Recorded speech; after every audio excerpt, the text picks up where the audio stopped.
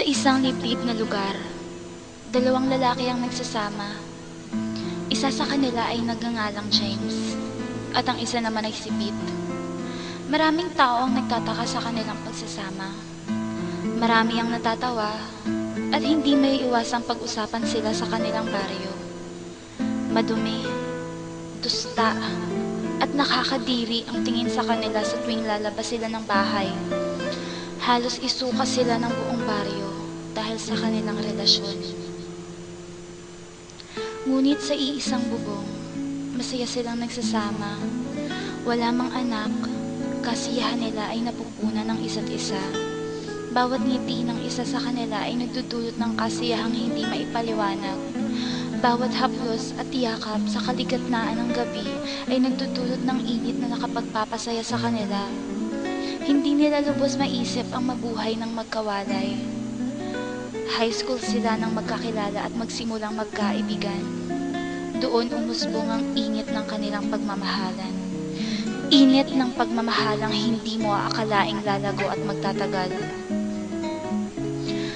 Sa mga panahong nag-aaral pa lang sila, hindi nila inisip ang sinasabi ng mga tao sa kanilang paligid. Maging ang kanilang mga magulang ay tinalikuran nila maipaglaban lamang ang isa't isa. Sa mga panahong iyon, buo ang kanilang loob dahil inaasahan nilang pagkatapos ng dilim, pagkatapos ng problemang kinakaharap nila, magsasama rin sila. Magsasamang malaya at walang nakikialam. Sinong mag-aakala na sa kabila ng lahat ng sakripisyo, darating ang panahong magtatalo sila at mapupuno ng pait ang bawat puso. Sa panahong iyon, nagdesisyon silang maghiwalay. Masakit at mahirap mang tanggapin. Kailangan nilang gawin ito dahil sa pride na umiiral sa kanila. Makalipas ang ilang buwan, nakatagpo si James ng isang babae. Babaeng gusto niyang mahalin upang tuluyang makalimutan si Pete.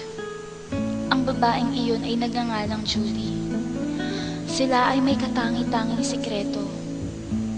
Si Julie ay isang babae na may sikreto kung paano mapapaibig ang lalaking nais niyang maranasan.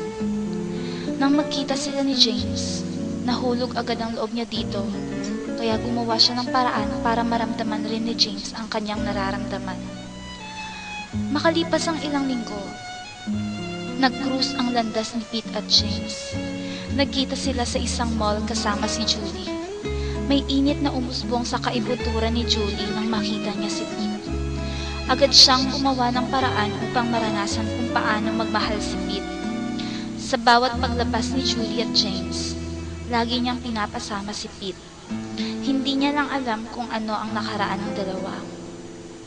Matapos ang ilang araw, bumalik ang pagmamahala ni James at Pete sa isa't isa. Tila mga ibon na nakakatuwaan at naghaharutan ang dalawa. Hindi dumating sa isip nila si Julie. Wala silang pakialam sa oras. Tila huminto ang mundo sa mga oras na iyon. Sa mga oras na nagsisilyap ang mainit nilang pagmamahalan.